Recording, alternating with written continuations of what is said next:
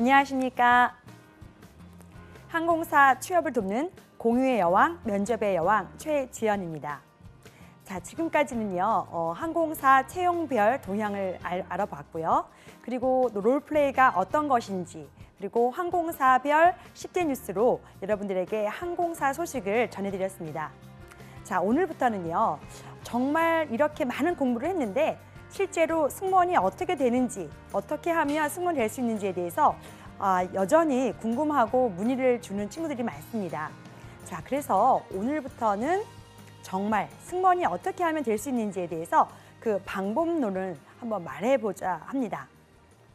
자, 그래서 어떻게 보면 승무원이 누구나 될 수 있다고 생각하지만 그 방법을 조금 더 정확하고 좀 세부적으로 말씀드려 보면 좋겠다라고 해서 저만의 방법으로 6하 원칙에 의해서 승무원이 되는 방법을 알려드리고자 합니다. 자, 어떻게 하면 승무원이 될 수 있을까요?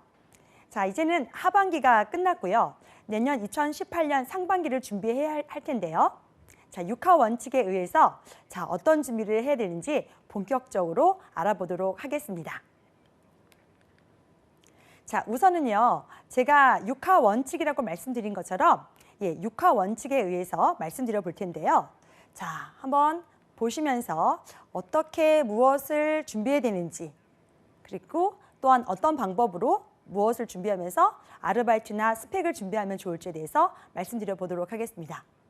자, 1HOW 다 아시죠? 6하 원칙을 잠깐 간단하게 표현해 보았습니다. 자, 그래서 누가 도전 가능한가?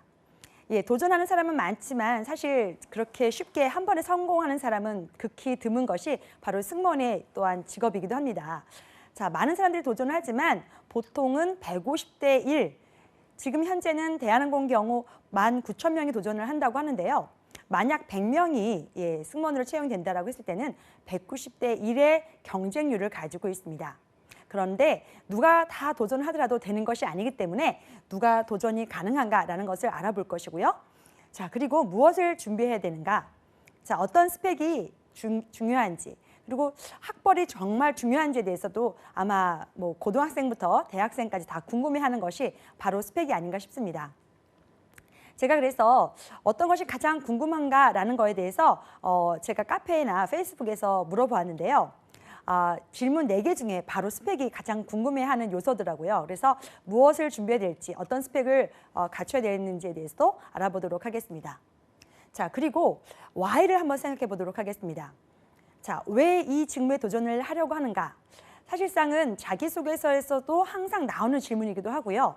승무원이 왜 되고 싶은가라는 질문을 많이 받습니다. 그런데 이런 질문을 자기소개서에도 받고 면접에도 받고 있지만 실제로 이 대답에 대해서 정확하게 자기 자신을 밝히면서 자신이 왜 하고 싶은지에 대해서는 설명을 잘 못하는 경우가 많았습니다. 자, 그래서 이 Why에 대해서는 자기소개서에 맞춰서 조금 더 세분화되어서 설명을 드리려고 합니다.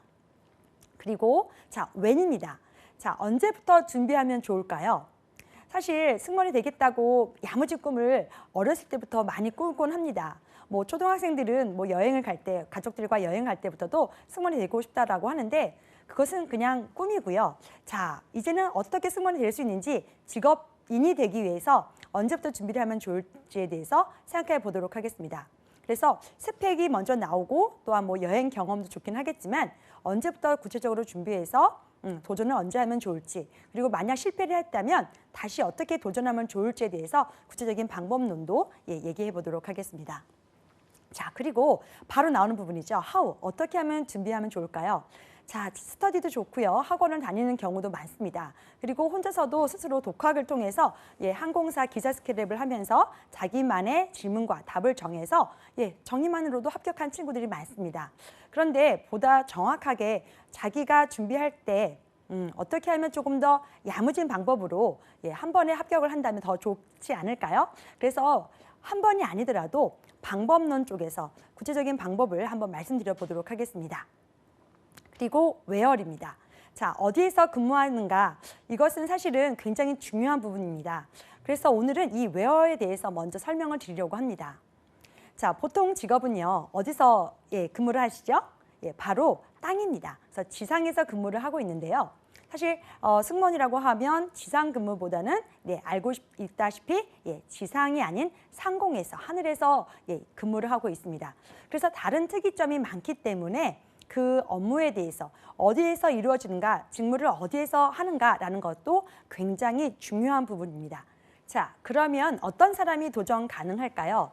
사실 스펙보다는 저는 승무원이 갖춰야 할 성품, 그리고 직업인으로서 갖춰야 될 자질론 쪽에서 이 후를 다루려고 합니다.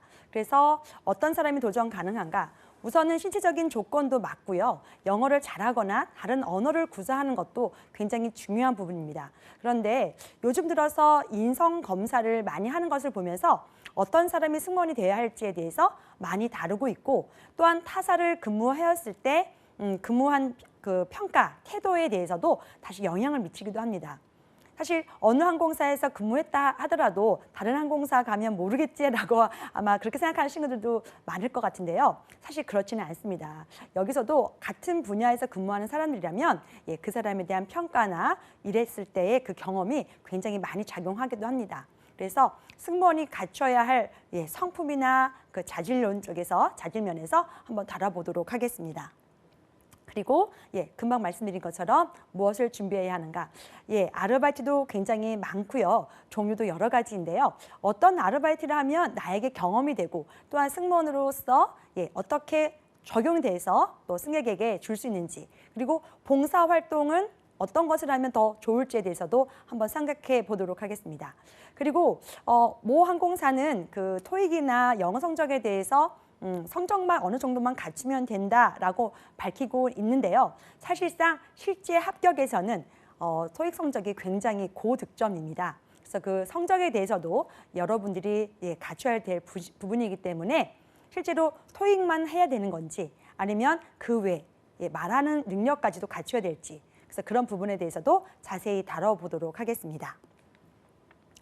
자, 그리고 바로 이 부분이 가장 어려울 텐데요. 쉽고도 어려운 질문입니다. 왜 승무원이 되려고 합니까? 사실 굉장히 어렵습니다. 그런데 보통은 면접에서 한 번도 준비를 하지 않았거나 이 질문에 대해서 준비를 하지 않은 친구들이 실제 면접관에게 어렸을 때부터 꿈이었고 승무원이 주는 서비스에 대해서 굉장히 감동을 받았습니다. 자, 그래서 승무원이 되려고 합니다 라고 말을 하는데요. 사실 이 대답이 맞을 겁니다. 이것이 거짓이 아니고 본인의 경험이고, 또한 그렇게 비행기에서 좋았던 경험이거나, 아니면 승무원이 실제로 서비스했었던 그런 느낌을 받으면서 저런 사람이 되고 싶다, 저런 직업을 갖고 싶다라고 얘기하는 건 좋은데요. 사실 이렇게 대답을 할 때 어떻게 하면 효과적으로 좀 대답을 하면 좋을까요? 자, 그래서 왜 승무원이 되려고 하는가라는 거에 대해서 자신의 장점이나 본인의 특기, 그리고 취미와 연관해서도 자기를 밝힐 수 있는 부분이 있기 때문에 어떻게 보면 자기소개서와 관련해서 조금 더 집중해서 말할 수 있는 부분이 바로 이 Y 부분이라고 생각합니다. 그래서 왜 이 직무에 도전하려고 하는지, 자기 자신에 대한 파악과, 그리고 자기 자신이 무엇을 더 잘하고 있는지에 대한 능력을 한번 생각해보고 그 경험을 한번 케이스로 다뤄보려고 합니다. 자, 그리고 여러분들이 3학년이면 항상 먼저 또 취업을 생각하고 있기 때문에 자기 직업에 대해서 어떻게 보면 그때부터는 조금 더 정확해지는 것 같습니다. 1학년이나 2학년인 경우가 이제 보통 그때는 보통 스펙을 쌓거나 아니면 여러 경험을 쌓으려고는 하는데요. 사실 저랑 상담하는 친구들 중에 의외로 졸업을 한 이후에 이제서야 도전을 하겠다라고 하면서 제 나이가 가능한지, 뭐 28인데 승무원이 도전이 가능한지, 합격이 과연 가능한지에 대해서도 많이 묻곤 합니다. 자, 그래서 언제부터 준비하면 좋을까? 그리고 어느 정도의 기간을 준비하는 것이 가장 그래도 이상적일까? 물론 제 주관적인 이야기일 수도 있습니다. 그런데 너무 오랫동안 준비를 한다고 해서 승무원이 될 수 있는 것은 아니기 때문에 어느 정도의 실무 합격 경험과 함께 임원, 그리고 최종까지 갈 수 있는 부분이 있습니다. 그래서 언제 준비를 하고, 보통 저는 3개월 정도를 이제 짧게는 말을 하고 있는데요.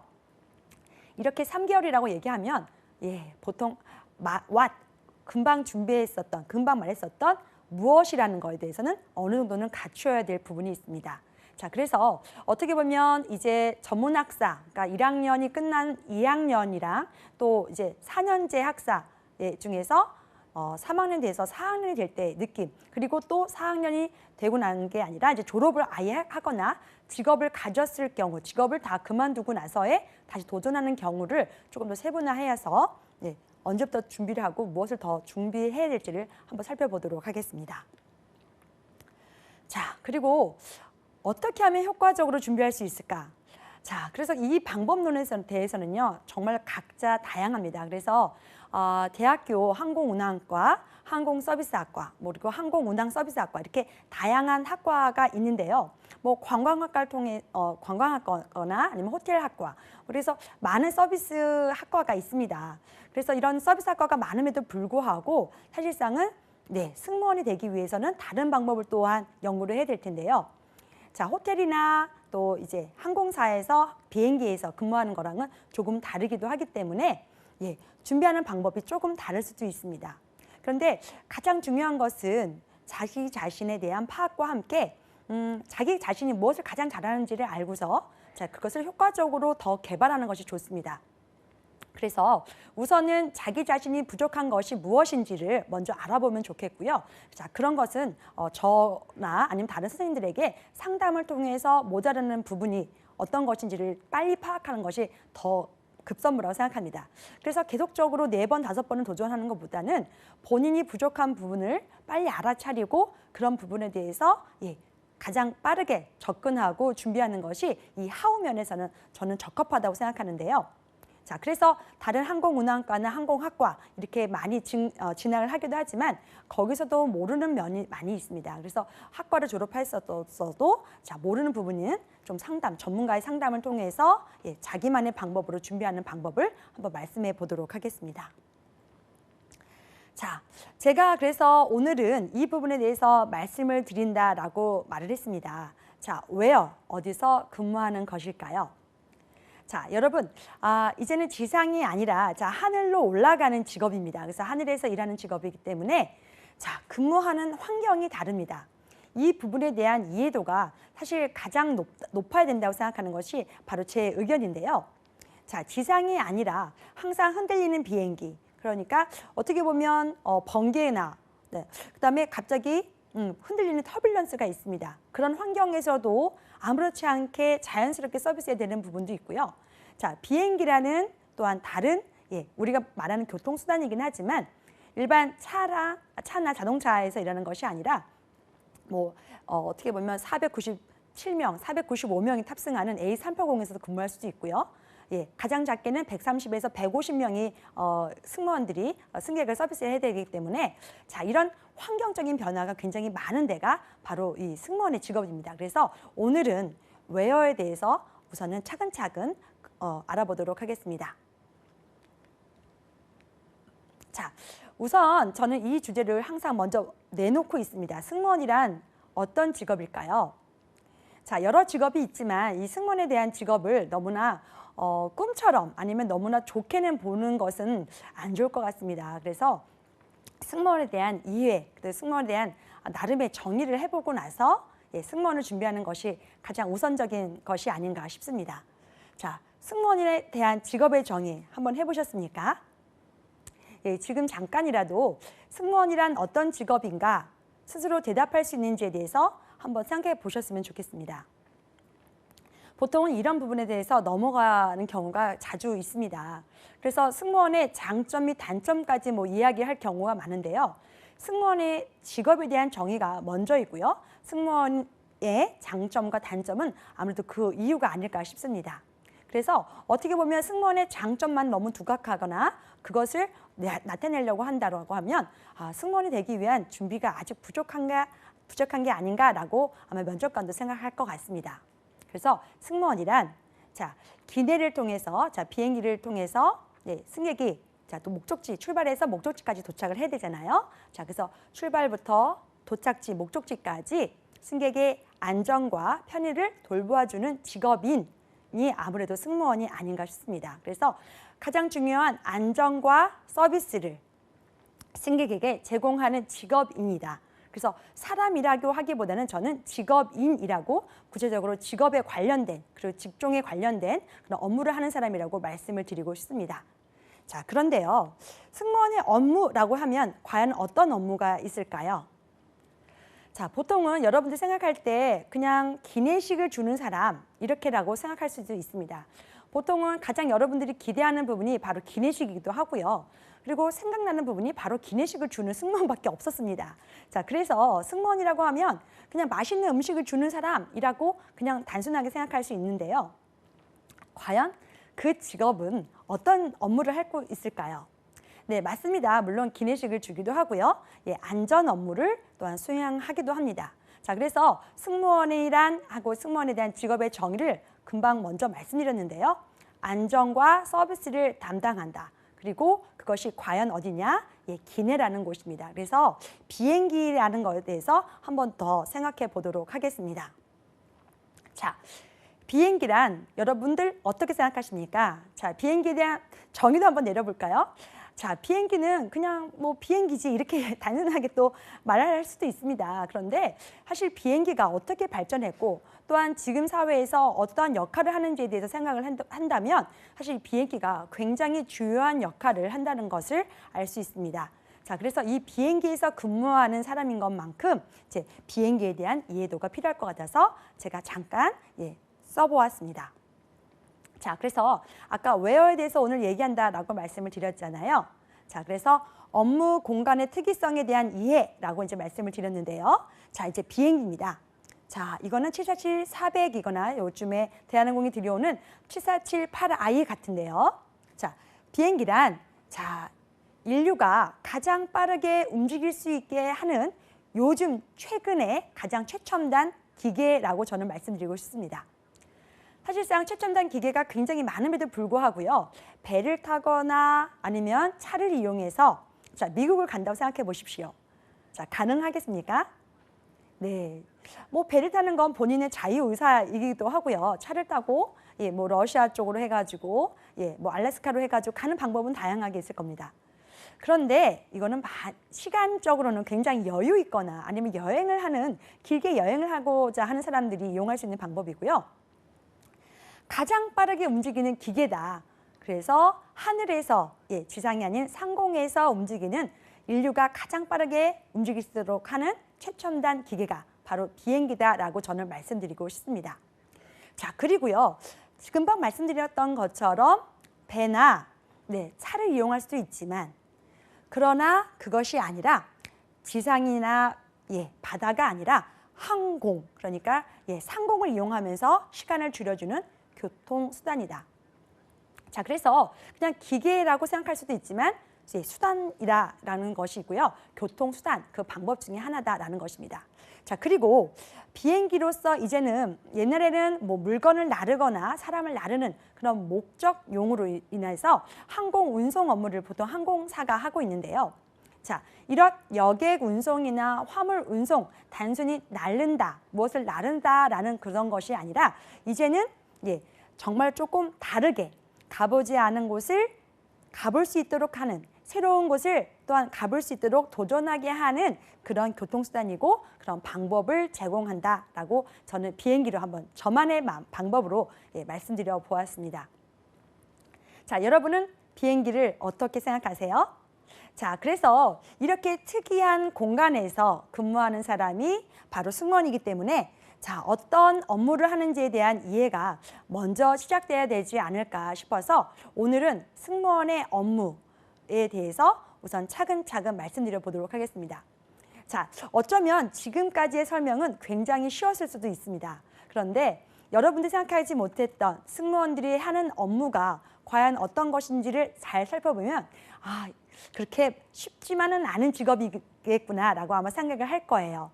자, 그래서 오늘부터는 어떤 업무를 하는 사람인지, 그래서 어떤 준비를 어떻게 하면 효과적인지에 대해서도 계속해서 살펴보도록 하겠습니다. 자, 비행기라는 공간에서 이제 근무하는 사람이 승무원이라고 말씀을 드렸는데요.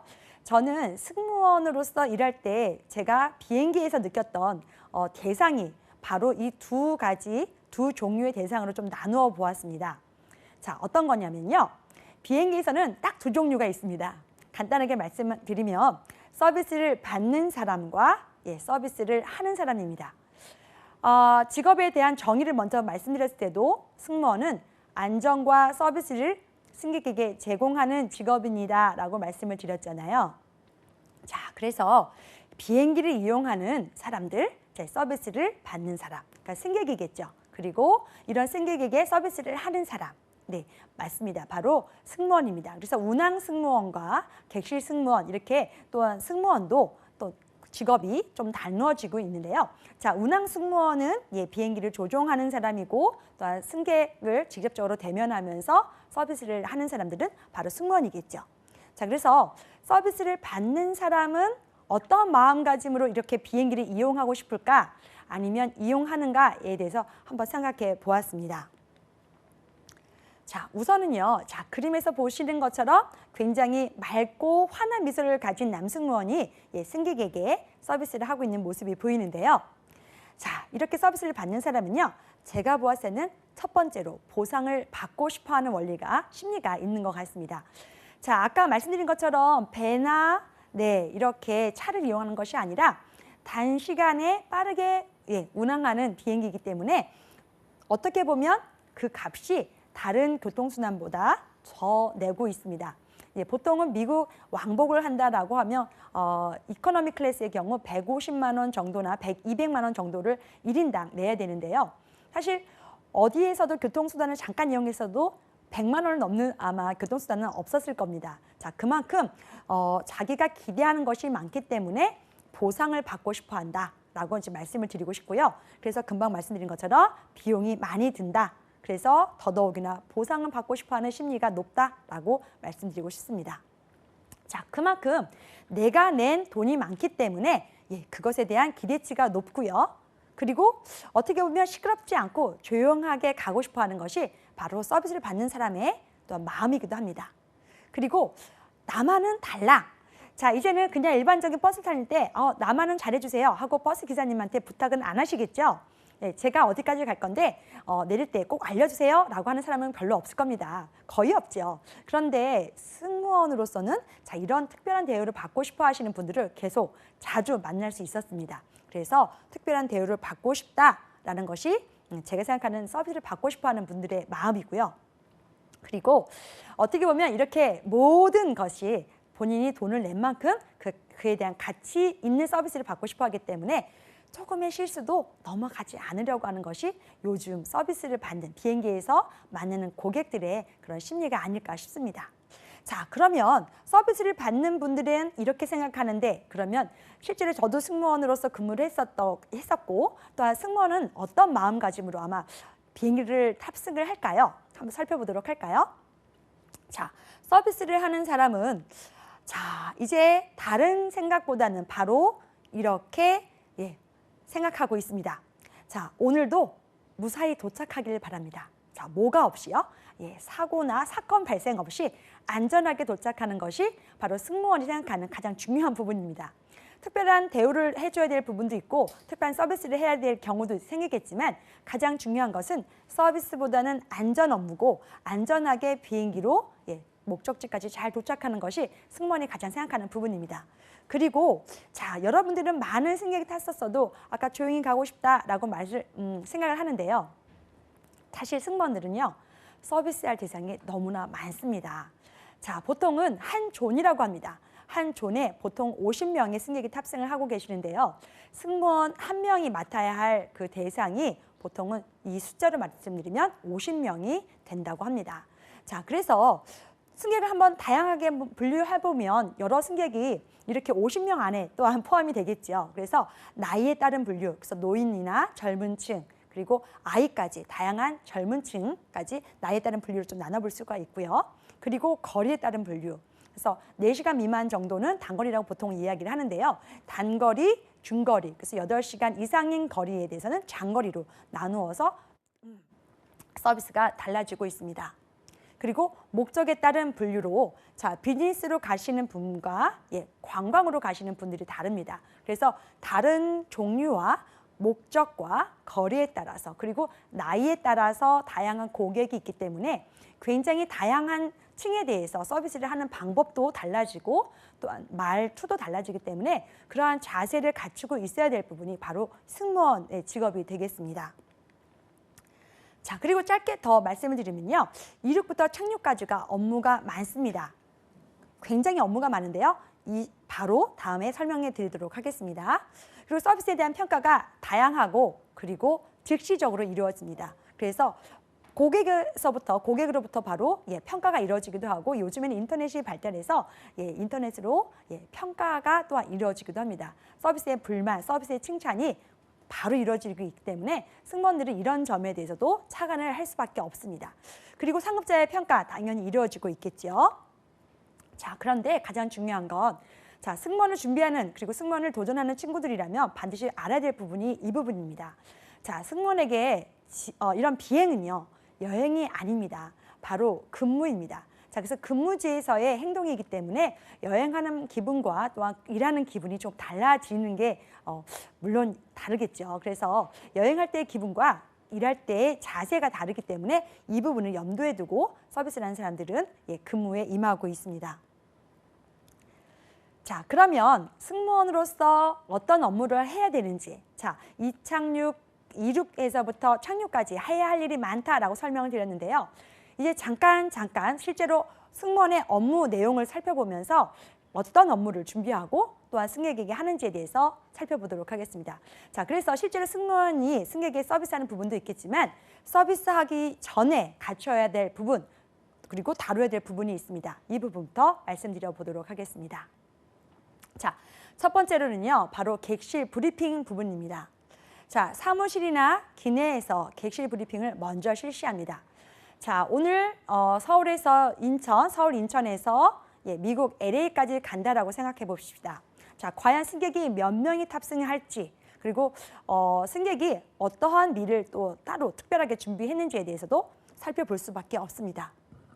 자, 그래서 전체적으로 보시면은요. 제가 다 여러분들에게 엄청나게 외울 필요는 없겠지만 간단하게라도 승무원들은 이런 업무를 하고 있습니다라고 말씀드리고 싶어서 자세하게 적어 보았는데요. 한번 살펴보시겠습니까? 자, 국적별 승객 수 확인합니다. 자, 미국까지 간다고 하지만 요즘에는 스카이팀으로 인해서 사실 한국인보다는 외국인 탑승객이 많아지고 있습니다. 그래서 한국인 수, 그리고 중국인 수, 일본인 수, 그리고 그 외 다른 나라야 국적의 승객이 얼마 타는지에 대해서도 확인을 하고요. 그리고 VIP, CIP라고 비행기를 많이 이용하시는 보통 밀리언 마일러나 MP 승객, 모니캄 프리미엄 승객이라고 하는데요. 자, 이거는 회사마다 다르게 이름을 부르기 때문에 VIP라고 말씀을 드리고 싶습니다. 그래서 마일리지를 많이 하신 분이나 아니면 자주 이용하시는 분들을 위한 또한 서비스가 다르기 때문에 VIP, CIP. 그래서 CIP는 같은 경우는 회사 내 주요 인사를 말씀드립니다. 그래서 직급이 높으신 분들을 또한 체크를 하도록 하기 때문에 그 부분도 확인을 하고 있습니다. 그리고 자, 특이한 승객의 위치와 그리고 수도 확인하고 있습니다. 자, 특이 승객이라고 하면 어떤 승객인지 궁금하시지 않으세요? 자, 그래서 어떤 승객이냐면요. 패밀리 서비스를 받아야 될 고객 그리고 UM 서비스를 받아야 될 고객을 말하고 있습니다. 자, 패밀리 케어가 무엇일까요? 자, 70세 이상의 한 번도 여행하지 않은 분이거나 보호자 없이 여행을 해야 하는 70세 이상의 어르신들이 여행을 할 때는 굉장히 많은 도움이 필요하겠죠. 그래서 혼자 다니는 것에 대한 두려움을 없애도록 하기 위해서 지상에서 또한 비행기에서 다시 또 도착 후 지상에서 계속적인 연속 업무가 이루어지고 있습니다. 자, 그리고 UM 같은 경우는 국제선의 경우 만 5세 이상 그리고 만 11세 이하의 어린이까지는 승무원들이 굉장히 일일이 엄마처럼 돌봐주고 있습니다. 자, 그래서 누가 타는지 어디 자리에 앉는지 그리고 이 아이가 특별하게 먹는 음식이 또 무엇인지에 대해서 일일이 확인을 해야 되기 때문에 이 부분도 브리핑 전에 먼저 확인하고 참여합니다. 자, 그리고 본인의 두치는 당연히 확인해야 되겠죠. 비즈니스 클래스에서 근무할지, 이코노미 클래스에서 근무할지, 아니면 퍼스트 클래스에서 어떤 두치가 맡고 있습니다. 그래서 갤리나 아니면 아일에서 근무하는 것에 대해서 서비스 두치가 해야 할 일이 달라지기 때문에 본인의 두치를 확인하고 위치도 확인하고 그리고 어디에 앉아야 될지도 확인해야 됩니다. 자, 그리고 본인이 앉아야 될 그 자리마다 이제 갖춰야 될 부분들이 갖추고 있는 장비들이 굉장히 다양합니다. 여러분들이 생각하는 기내식은 그냥 단순히 카트 안에 음식 이렇게 있을 거라 생각하지만 사실 비행기에는요, 없는 게 없는 보물창고입니다. 자, 그래서 비상 보안 장비, 자, 손도끼나 아니면은 화재가 발생하거나 자, 이제 긴급 착륙이거나 긴급 착수를 있을 때 나가라고 하면 메가폰 같은 경우도 다 일일이 확인을 하고 있고요. 예, 비행기에 탑재가 되고 있습니다. 그리고 화재 진압 장비. 자, 불이 나면 어떻게 하시겠어요? 자, 이거는 지상이 아니라 또 상공입니다. 그래서 긴급하게 이루어질 수 있는 부분에 대해서도 승무원이 거의 소방관처럼 빠르게 움직여야 되고요. 이것에 대한 훈련도 자주 실시하고 있습니다. 그래서 화재 진압 장비, 소화기든지 아니면 뜨거운 것을 만들 수 있도록 하는 성형 장갑 같은 경우도 찾아보기 하고 있고요. 또한 의료 장비, 자, 승객이 아픕니다. 어떻게 보면 아프다고 했을 때 보통 머리가 아프거나 아니면 소화가 안 된 거라고 이렇게 생각하실 텐데요. 굉장히 긴급한 사고가 있을 때도 있습니다. 뭐 화상은 어떻게 보면 잠깐 얼음찜질해서 또한 연고를 바르면 그만일 수 있겠지만 심각한 경우가 생겼을 경우도 있고요. 실제로 수술을 하거나 아니면 굉장히 환자를 불러야 될 긴박한 경우도 있습니다. 그래서 의사나 간호사를 페이징을 할 때도 어떻게 보면은 그분들이 바로 수술을 할 수 있도록 의료 장비도 갖추어야 되는 것이 바로 비행기 내부입니다. 그래서 이런 장비까지도 일일이 승무원이 체크하기 때문에 어떤 것이 위치했는지도 확인을 해야 된다고 저는 말씀드리고 싶습니다. 그리고 비행 준비 사항에 대해서는 이제는 또 확인을 해야 되겠지요. 자, 언제 출발하는지는 당연히 알고 있겠지만 자, 출발 시간, 그리고 도착 시간, 그리고 그곳의 날씨거나 시차에 대해서도 충분히 알고 있어야 됩니다. 그래야 승객이 자, 그곳 날씨가 어떻습니까? 라는 것을 반드시 승무원에게 묻더라고요. 어떻게 보면 승무원이 그걸 다 알고 있을 거라고 생각을 안 하지만 승객들은 모든 것을 승무원들이 안다고 생각합니다. 자, 그래서 이런 시차나 날씨, 그리고 그곳의 시차 변화도 알고 있으셔야 도착했을 때 오전 몇 시입니다라는 정확한 시간도 알려드릴 수 있습니다. 그래서 승무원은요, 시계를 꼭 차고 다닙니다. 자, 그리고 자, 가장 중요한 부분이겠죠.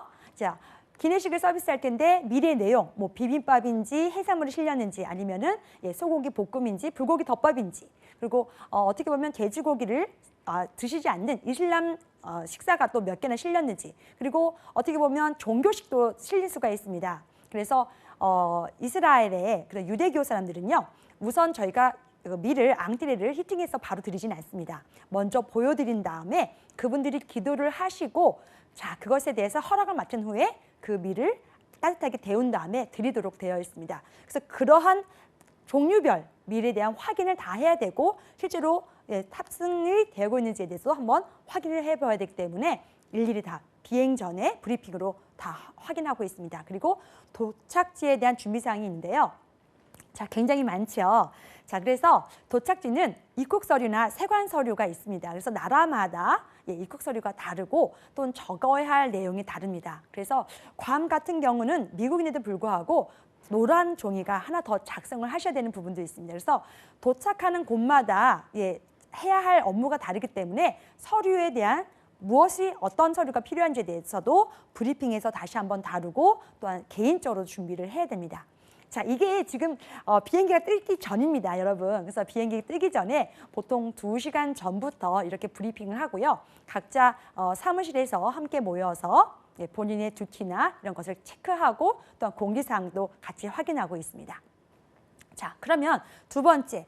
자, 이제는 브리핑을 했다 치고요. 자, 이제 비행기를 이제 들어가도록 합시다. 비행기 탑승했습니다. 자, 비행기 탑승 후에는 어떤 준비를 해야 될까요? 자, 비행기 탑승 후 바로 승객이 승객이 탑승하지는 않습니다.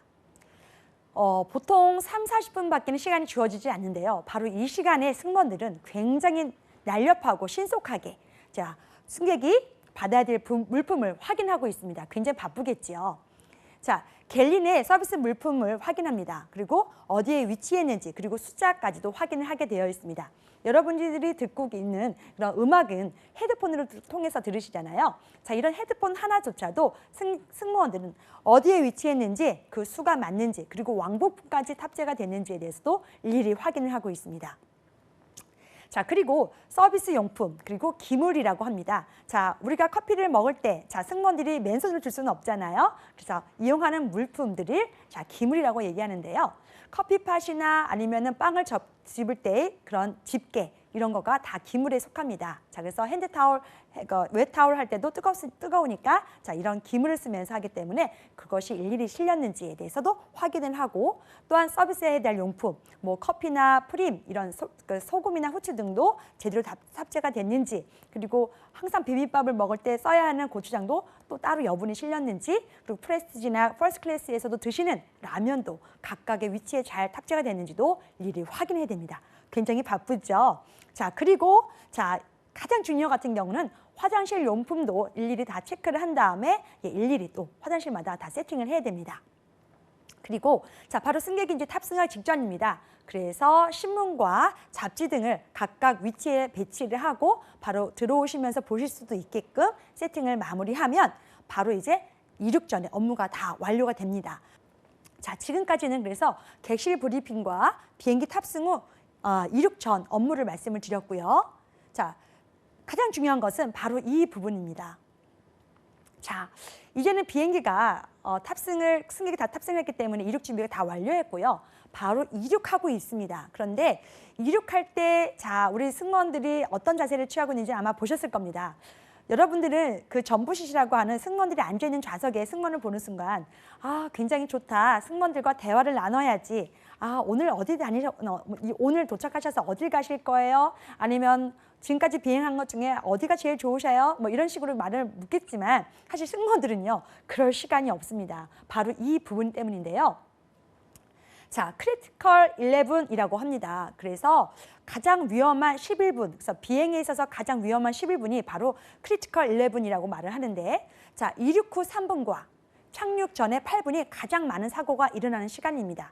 자, 그런 시간에 지금 이륙을 해야 되기 때문에 이륙하는 동안 다른 생각을 할 수가 없습니다. 자, 그래서 이륙하는 중간 상승하는 부분에서의 5.6% 사고가 일어났다 이렇게 얘기를 했고요. 자, 도착하기 전에 바로 그때가 가장 위험하고도 또 중요한 순간입니다. 그래서 착륙하기 전에 8분 정도가 가장 사고가 많이 나기 때문에 크리티컬 11 그 시간에는 다른 생각을 하지 마십시오라고 저희들은 교육을 받습니다.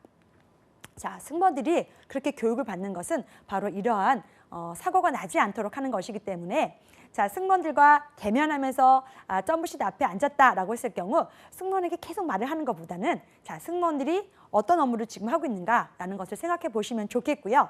자, 그래서 이렇게 큰 사고가 일어나기 전에 예방 차원에서 바로 항상 해야 하는 것이 있습니다. 바로 30second 리뷰라는 부분인데요. 자, 이렇게 크리티컬 11 가장 많이 사고가 나는 시간적인 대에서는 다른 행동을 하지 마십시오. 개인적으로 도착해서 무엇을 할지, 무엇을 하고 놀지, 여행을 어디 해야 될지에 대해서는 생각하지 마시고, 자, 그리고 어떤 서비스를 해야 될지 서비스 순서를 막 생각하는 그런 것보다는 자, 쾅 하고 이제 사고가 발생하거나 아니면 이륙 정지라고 했었을 때 이륙하지 못하고 바로 공항으로 다시 회항해야 되는 부분에서는 자, 어떤 부분을 생각하냐? 자, 지금으로서 승무원이 해야 될 조치사항을 생각해라 라는 것이 바로 이 부분입니다.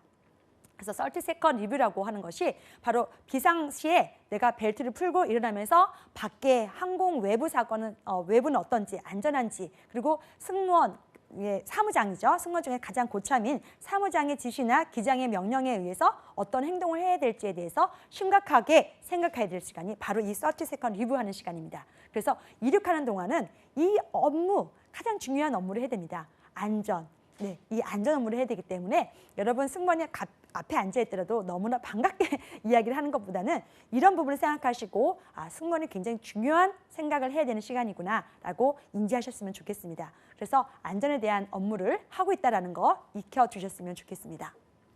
자, 그리고 가장 중요한 부분이겠죠. 업무 중입니다. 자, 이제는 비행기도 어느 정도 안정을 취했고요. 바로 기자님이 방송을 합니다. 자, 어떤 방송이냐? 우선은 시트벨트 사인 오프라는 그런 콜을 줍니다. 그래서 벨트 사인이 꺼지면 승객은 자유롭게 화장실도 이용 가능하고, 그때부터는 승객은 자유로울 수 있지만 이제부터는 승무원은 일을 해야 합니다. 자, 그래서 승무원들이 다른 승무원 중에 이제 방송을 하고 있고요. 바로 승무원들은 음료 준비거나 그다음에 바로 서비스해야 할 타월 준비를 하고 있습니다. 그리고 타월을 서비스하고 회수한 후에는 바로 음료 서비스나 밀 서비스가 나가게 되는데요. 이런 밀 서비스는 기내 서비스에서 가장 많은 시간을 차지하고 또한 가장 많은 서비스의 주요 부분이기 때문에 굉장히 염두에 둘 부분이 많습니다.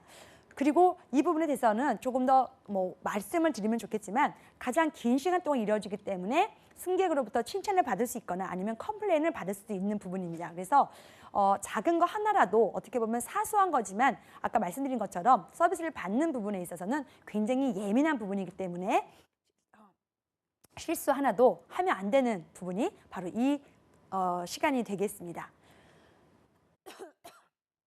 자, 그래서 컴플레인을 가장 많이 받는 시간이 바로 이때인데요. 음료나 식사를 원하는 대로 못 받았을 경우, 그리고 내가 주문했는데도 불구하고 이거에 대한 좋은 응대를 하지 못했을 경우 컴플레인 받을 수가 있고요.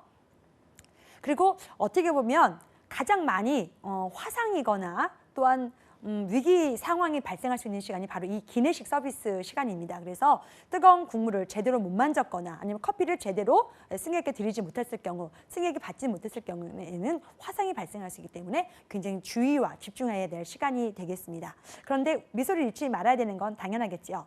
자, 그리고 이 밀 서비스가 끝난 다음에는 보통 기내 판매가 이루어집니다. 그래서 주류나 화장품, 액세서리, 담배, 초콜릿을 계속적으로 승객에게 탑승을 한 승객에게 권유하기도 하고 방송까지 합니다. 자, 그래서 기내 판매를 하면서도 무거운 카트를 또한 지니고 또한 다니고 있기 때문에 옆에 있는 승객을 칠 수도 있고요. 그 카트로 무릎을 다치게 할 수도 있습니다. 그래서 굉장히 승무원들은 주의와 집중을 굉장히 요하는 직업입니다. 보통 밀 서비스 할 때도 그 카트가 하나에 100kg이라고 합니다. 그래서 보통 혼자 밀고 끌고 다니기에는 굉장히 어렵습니다. 그래서 두 사람이 같이 다니긴 하는데요. 그럼에도 불구하고 중간중간 발을 스치고 지나간다거나 무릎을 다치게 하는 경우도 있기 때문에 조심하십시오, 주의하십시오라는 그런 주의하는 말을 승무원들이 입에 달고 있습니다. 자, 그래서 굉장히 주의를 요하는 직업이기 때문에 예민하기도 해야 되고 되게 집중을 요하는 그런 기억력과 집중력도 필요한 직업이 바로 승무원의 직업인 것 같습니다. 자, 그래서 업무별로 지금 계속적으로 설명을 하고 있는데요. 기내 판매가 끝난 다음에는 보통 두 번째 식사를 하거나 아니면 바로 랜딩을 하게 됩니다. 자, 그래서 두 번째 식사를 준비할 때는 이 영화 시간에는 승무원들은 레스트를 하게 되고요. 조로 나누어서 잠깐 레스트를 한 다음에 두 번째 식사를 준비하거나 아니면 두 번째 식사가 아니면은 랜딩을 하기 때문에 랜딩 준비를 하게 됩니다. 자, 그래서 두 번째 식사가 끝났다고 하고요. 자, 이제는 랜딩 준비를 하도록 되어 있습니다. 자, 도착하기 위해서는요, 또 승무원들은 여러 업무를 할 수밖에 없는데요. 자, 도착하기 전에 아까 말씀드렸던 패밀리 케어나 UM 서비스 받을 고객들은 다시 일일이 또 승객들에게 찾아갑니다. 그래서 입국 서류나 세관 서류가 잘 작성을 했는지, 그리고 미국에 도착할 때는 전 승객에 대해서 입국 서류와 세관 서류를 검사하도록 되어 있습니다. 사실 미국 LA까지 11시간 아니면 12시간을 간다고 했을 때는요, 승무원들이 무슨 일을 할까, 어느 정도 기내식만 서비스하면 될 거라고 생각했지만 만약 이렇게 11시간, 12시간 간다고 했을 때 굉장히 해야 될 일이 많다라고 느껴지시죠? 잠시 영화 상영하는 거 빼놓고는 그 영화 상영을 하는 시간조차도 사실 승무원들은 다음 서비스를 준비하거나 내릴 준비를 해야 되기 때문에 쉴 시간이 없습니다. 자, 그래서 이런 업무에 대한 이해가 굉장히 필요하다고 느껴져서 제가 다시 보여드렸고요. 자, 도착 전에는 그래서 이어폰 회수나 그다음에 잡지 회수, 그리고 다음 팀의 인수 인계에 대해 그다음에 리커라고 있습니다. 술에 대한 거, 그다음에 드라이 아이템까지도 다 일일이 확인을 하고 넘겨주도록 되어 있습니다. 그래서 인수 인계가 잘 되지 않으면요, 굉장히 승무원들이 당황할 수밖에 없습니다. 그래서 도착해서 돌아오는 편수에서 고추장 박스가 없거나 예를 들어서 서비스에 대해 라면이 없게 된다면 나가는 편수, 출발 편수에서는 좋은 서비스를 했다라고 할 수 있겠지만 들어오는 편수에서는 승객이 좋은 서비스를 받지 못해서 컴플레인을 일으킬 수 있기 때문에 아이템 하나하나도 잘 확인하고 또한 분배를 해야 되는 업무가 바로 승무원이 해야 될 업무이기도 하죠. 자, 그리고 착륙 업무를 준비하겠습니다. 이제는 도착을 하겠습니다. 착륙을 하면서 바로 이제 도착하는 업무까지 이루어지고 있는데요. 자, 착륙할 때는 가장 중요한 것이 아까 이륙할 때와 마찬가지입니다. 자, 진보관 상태를 일일이 다 확인을 해야 됩니다. 그래서 좌석 밑에 물건이 안전하게 위치해 있는지, 그리고 혹여 위에서 꺼낼 때 떨어지거나 다칠 우려가 없는지, 특히나 이제는 기내 판매까지 이루어졌기 때문에 승객들은 아주 단순하게 짐 위에 술을 얹어 놓기도 합니다. 사실 그래서 이중 탑재를 하지 않도록 되어 있는데요. 이렇게 이중 탑재를 했을 때 비행기가 도착하면서 흔들리는 경우 바로 머리 위로 떨어졌을 때 승객의 머리에 직접 다쳐서 피가 난 경우도 저는 실제로 본 적도 있습니다. 그래서 하나하나 일일이 확인을 하고 오버헤드빈을 닫고 선반을 닫은 다음에 화장실과 또한 여러 벙커까지도 일일이 확인을 해야 됩니다. 그리고 짐 중에서도 지팡이나 유모차 같은 경우는 비상 착륙할 때 아까 크리티컬 11 우리가 배웠었잖아요. 비상 착륙할 때 통로에 마구 위치되어 있으면 어떻겠습니까? 나갈 때 발에 걸려서 넘어질 수도 있겠죠. 그래서 안전한 곳에 위치해서 다시 새롭게 보관을 해야 됩니다. 그리고 어떻게 보면 다 도착한 후에는 이렇게 하기 안내 후 인사를 하게 되어 있습니다. 그리고 분실물과 보안 체크까지 다 이루어지고 있습니다. 폭발물을 만약 놓고 간다면 어떠시겠습니까? 자, 그 다음 편수가 아니라 바로 거기서 일하시는 분들이 사고를 당하실 수가 있죠. 그래서 분실물도 확인해야 되겠지만 보안 체크까지 다 이루어져야 되겠고요. 그리고 의자 위와 승객이 앉았던 의자 위와 오버헤드빈 선반까지 다 직접 올라가서 일일이 확인을 해야 됩니다. 그리고 화장실에서 남아있는 승객이 없는지도 확인을 해야 됩니다. 그리고 바로 여기입니다. 이 벙커까지도 확인을 해야 되는데요. 자, 벙커에 대해서 아는 친구들이 있을 것이고 모르는 친구들이 있겠지만 우선은 한번 설명을 잠깐 드리고 넘어가도록 하겠습니다. 그래서 벙커는요, 승무원들이 누워서 휴식할 수 있는 공간입니다. 자, 그래서 앉아있는 공간이 아니라 누워있기 때문에 굉장히 승무원들이 휴식할 때 제대로 휴식할 수 있는 공간인데요. 자, 어떻게 보면 이 공간이 승객이 잠시 몸을 숨기거나 또한 자기를 승무원에게 다른 어떤 보안 체크하는 직원에게 걸리지 않도록 하는 경우도 있었습니다. 그래서 실제로 모 항공사에서 이렇게 벙커 뒤에 통로에까지 이 중국인 여성 3명이 실제로 숨었다가 블라디보스토크에서 인천으로 왔다가 홍콩으로 가서 다시 인천에서 돌아왔는데 거기서라도 확인했었으면 문제가 되지 않았을 텐데요. 아니, 이것도 분명히 문제가 됐었을 겁니다. 그런데 다시 도쿄 나리타까지 가서 인천에 와서 LA 갔는데 이 LA에서 확인이 됐다고 합니다. 그래서 이 비행기를 전체 타고 다니는 동안에도 걸리지가 않아서 굉장히 큰 문제가 됐었고요. 이렇게 몰래 숨어든 그런 미량자들 때문에도 보안 체크가 굉장히 중요하게 보여집니다. 그래서 벙커에까지도 반드시 확인을 해야 되는 것이 승무원의 역할입니다. 자, 이제는 좀 마무리를 해보도록 하겠습니다. 자, 승무원의 업무를 잘 살펴보셨습니까? 자, 지금까지 비행 이륙 전에 객실 브리핑을 통해서 어떤 것을 해야 되는지, 그래서 기내와 또한 바쁘면 시간이 좀 이른 시간이면 기내에서도 할 수 있고 또한 사무실에서도 브리핑을 할 수 있다고 이제 들었습니다. 자, 그런데 자, 그렇게 하고서 비행기에서 무엇을 해야 될지 다 일일이 다 서류 체크를 했고요. 한 다음에 비행기에 탑승을 했습니다. 그렇죠? 자, 비행기 탑승에서도 그냥 승객을 오기만을 뭐든지 누가 다 해준 것을 바라는 것이 아닙니다. 그래서 누가 해준 것을 그냥 그대로 서비스하는 것이 승무원이 아니기 때문에 자, 비행기에 탑승한 승무원은 승객이 탑승하기 전에 굉장히 신속하고 빠르게 서비스 물품까지도 확인하고 자기가 앉아야 될 곳에 대한 주의도 비상 보안 장비 그리고 의료 장비까지 체크한다는 것도 확인했습니다. 자, 그리고 승객이 어떤 승객이 타는지에 대해서 잘 알고 있어야 되기 때문에 본인이 위치한 그런 존에서 자, 어떤 승객이 탑승하실지에 대해서도 기억을 하셨고 패밀리 승객이거나 혼자 여행하는 어린이, 비동반 소아는 자, 어디에 위치했는지도 잘 확인을 해야 되고 자, 스페셜 밀을 주문한 승객도 계실 겁니다. 자, 그래서 그 자리마다 일일이 다 확인을 한 다음에 승객이 탑승하십니다. 자, 그래서 승객이 탑승하실 때 짐을 잘 보관하고 또한 제자리에 위치할 수 있도록 다 안내를 드리고 이륙하기 전에 다시 화장실이나 다른 곳에서 승객이 없는지도 확인하고 이륙을 했습니다. 그리고 이륙하고 나서 자, 이륙하는 중간에도 30세컨 리뷰를 해야 된다는 거 말씀드렸고요. 자, 이륙한 후에 자, 어느 정도의 고도가 안정화된다라고 했을 때는 바로 기내 업무를 시작하는데 그 중간중간마다 굉장히 해야 할 업무가 많다라는 것을 또한 기억하셨으면 좋겠습니다. 그리고 그 모든 업무를 다 마치고 이제 어프로칭, 이제 도착한다는 사인이 나오면 승무원은 그 다음부터는 쓰셨던 물품에 대해서 다시 회수를 하고 또한 다음 비행을 위해서 다른 팀의 인수인계를 준비해야 되고 또한 그런 것을 통해서 다음 팀에게 굉장히 서류 작성을 해야 되기 때문에 일일이 꼼꼼하게 작성을 하셔야 되고요. 누구한테 의존할 수가 없습니다. 본인이 눈으로 우리가 저희가 그렇게 눈으로 확인하고 손으로 다 확인하고 그리고 다시 한번 다 일일이 확인한 다음에 그것을 써라. 그냥 거기 있을 것이다 라는 직감 갖고는 안 됩니다. 그래서 실제로 이런 실수를 자꾸만 발생이 되면 굉장히 문제가 커집니다. 그래서 실제 탑승한 고객에게 서비스해야 될 물품도 있겠지만 다음에 서비스해야 될 물품까지도 일일이 다 확인을 끝내고 인수인계를 다 해야 되기 때문에 꼼꼼하게 서류 작성도 필요한 직업이 바로 승무원의 직업이다라고 기억하셨으면 좋겠습니다. 단순히 웃거나 미소 지으면서 기내식을 서비스하는 직업이라고 생각을 했을 수도 있습니다. 그런데 이렇게 승무원의 직업에 대해서 알아보니까 굉장히 다양한 업무가 있지요. 자, 그래서 어떻게 보면 승무원은요. 어쩔 때는 엄마가 되기도 하고 어떨 때는 선생님이 되기도 했다가 어떨 때는 간호사나 의사가 되기도 합니다.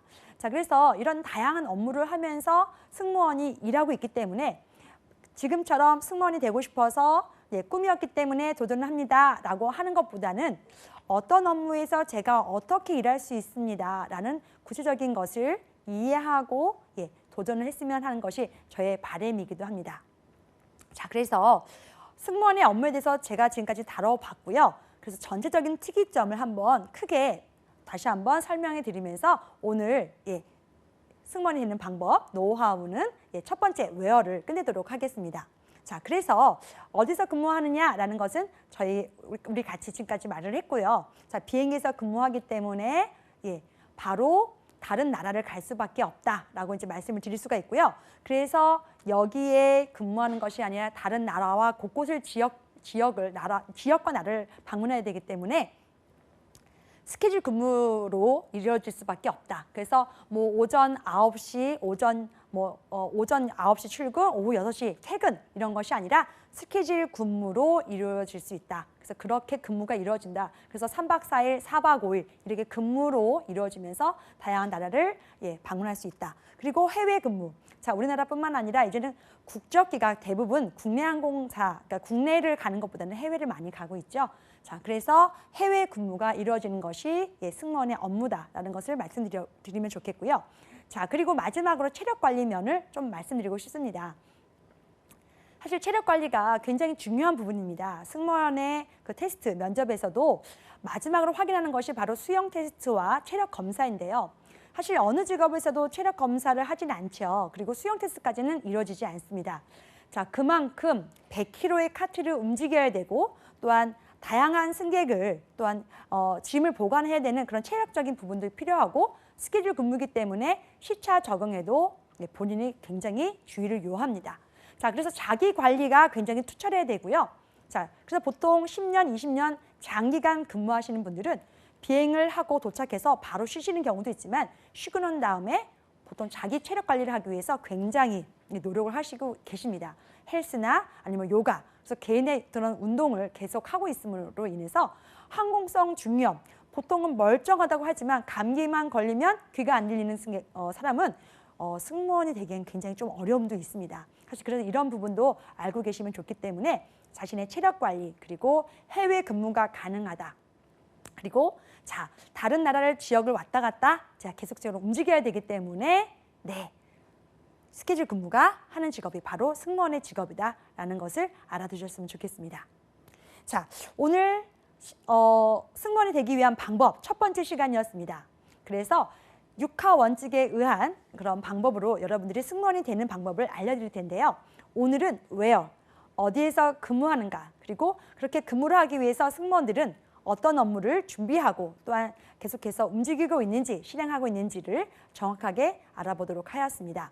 여러분들이 좀 더 궁금한 것이 있으면 네이버 카페에서 에어24를 검색하시고 저에게 물어보시면 그 부분에 대해서도 간단히 얘기해 드리도록 하겠습니다. 자, 그럼 다음 시간에 또 뵙겠습니다. 감사합니다.